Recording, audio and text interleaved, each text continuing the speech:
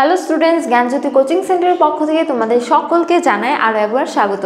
তো স্টুডেন্টস, আজকে আমরা যে বিষয় নিয়ে আলোচনা করব তা হলো মহলওয়ারি সেটেলমেন্ট বা মহলওয়ারি ব্যবস্থা নিয়ে। ঠিক আছে, তো এটি আরেক ধরনের ভূমি রাজস্ব ব্যবস্থা। এর আগে আমরা চিরস্থায়ী বন্দোবস্ত এবং রায়তওয়ারি বন্দোবস্ত নিয়ে আলোচনা করেছি। তোমরা যারা ভিডিওটি দেখোনি তোমরা কিন্তু ভিডিওটি দেখে নিতে পারো, তাহলে তোমাদেরই বুঝতে সুবিধা হবে।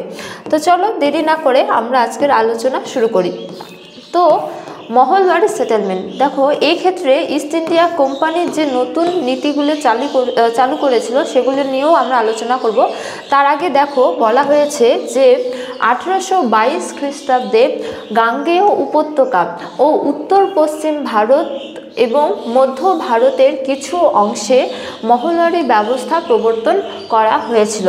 তো এই যে বন্দোবস্ত বা নতুন ভূমি রাজস্ব নীতি, এই নীতি প্রবর্তন করা হয়েছিল কত সালে?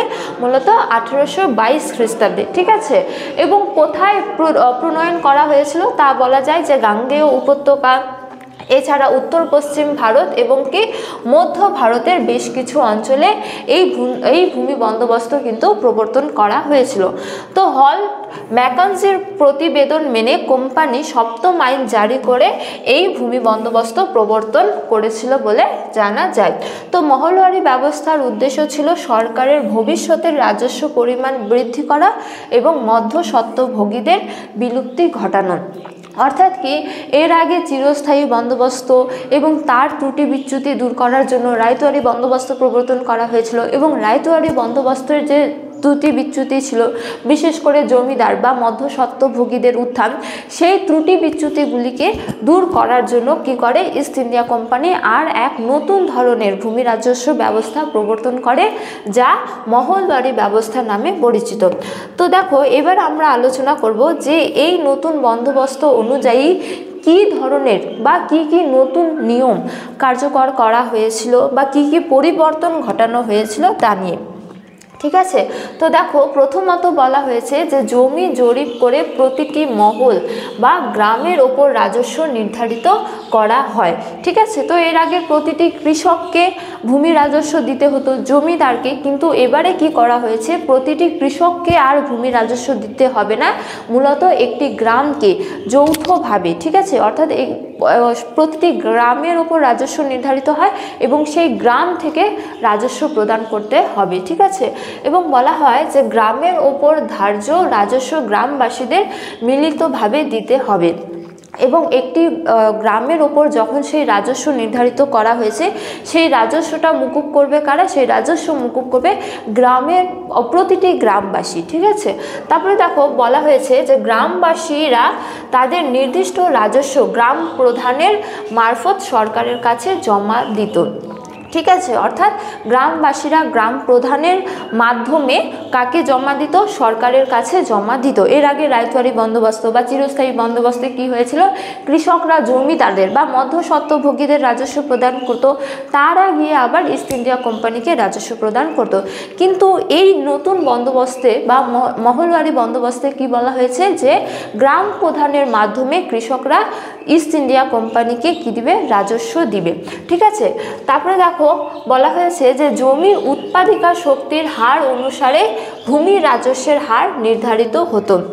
তো এর আগে রাজস্বের হার ছিল চড়া, কিন্তু কোন জমি কেমন তা কিন্তু ইস্ট ইন্ডিয়া কোম্পানি দেখতো না। কিন্তু এই যে মহলওয়ারি বন্দোবস্তে, এই বন্দোবস্তে কি করা হয়েছিল, জমির উৎপাদিকা শক্তির, ঠিক আছে, উপর নির্ভর করেই রাজস্ব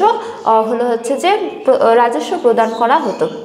তারপরে দেখো বলা হয়েছে যে রায়ত ও সরকারের মাঝে কোনো মধ্যস্বত্বভোগীর অবস্থান ছিল না।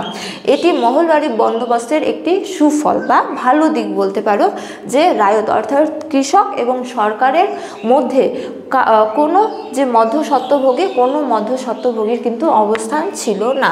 তারপরে দেখো বলা হয়েছে যে প্রতিটি মহল বা মৌজার সঙ্গে 20 থেকে 30 বছরের জন্য ভূমি বন্দোবস্ত করা হতো। একেবারে 20-30 বছরের জন্য কিন্তু এই বন্দোবস্ত করা হতো। তারপরে দেখো বলা হয়েছে যে মহলওয়ারি ব্যবস্থায় জমিদার শ্রেণীর অস্তিত্ব না থাকার ফলে জমিদার, গোমস্তা, নায়েব প্রমুখের শোষণ ও অত্যাচারের হাত থেকে রায়ত শ্রেণী মুক্ত পেয়েছিল। ঠিক আছে। তো এর আগে রায়তওয়ারি বন্দোবস্তে কি হয়েছিল, জমিদাররা যেহেতু কৃষকদের কাছ থেকে রাজস্ব আদায় করত, তারা কিন্তু কৃষকদের ওপর নানাভাবে অত্যাচার করত।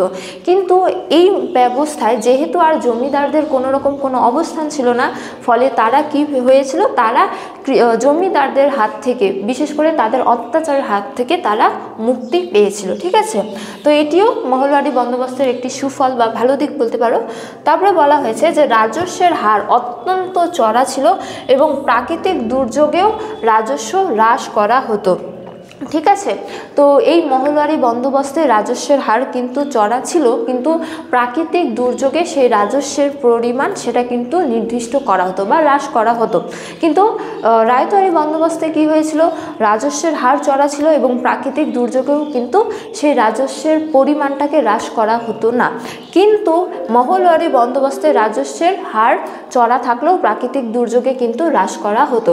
তো দেখো, পরিশেষে বলা যায় যে লর্ড উইলিয়াম বেন্টিং 9 নম্বর রেগুলেশন জারি করে 1833 খ্রিস্টাব্দে এই ব্যবস্থাকে আরও সম্প্রসারিত করার চেষ্টা করেছিলেন। তো স্টুডেন্টস, এই ছিল আজকে মহলওয়ারি ব্যবস্থা বা মহলওয়ারি বন্দোবস্ত নিয়ে ছোট্ট একটি আলোচনা। তো ক্লাসে শেষ করার পূর্বে তোমাদের একটা ছোট্ট ইনফরমেশন দিয়ে রাখি, তোমরা দুটো নম্বর দেখতে পাচ্ছ, তা হলো 6295916282, এছাড়া 7076398606। তো এই দুটো নাম্বার হলো আমাদের কোচিং সেন্টারের অফিসিয়াল হেল্পলাইন নাম্বার। তোমরা যারা চাইছো তোমরা আমাদের সাথে অনলাইন ক্লাস করবে, আমাদের সাথে যুক্ত হবে, তোমরা কিন্তু দেরি না করে এই দুটো নাম্বারের মধ্যে যে কোনো একটিতে যোগাযোগ করে আমাদের সাথে যুক্ত হতে পারো। তো আজকের ক্লাস এতটাই, তোমাদের সাথে দেখা হবে পরবর্তী ক্লাসে। ততক্ষণ তোমরা সকলেই ভালো থাকো, সুস্থ থাকো। Thank you.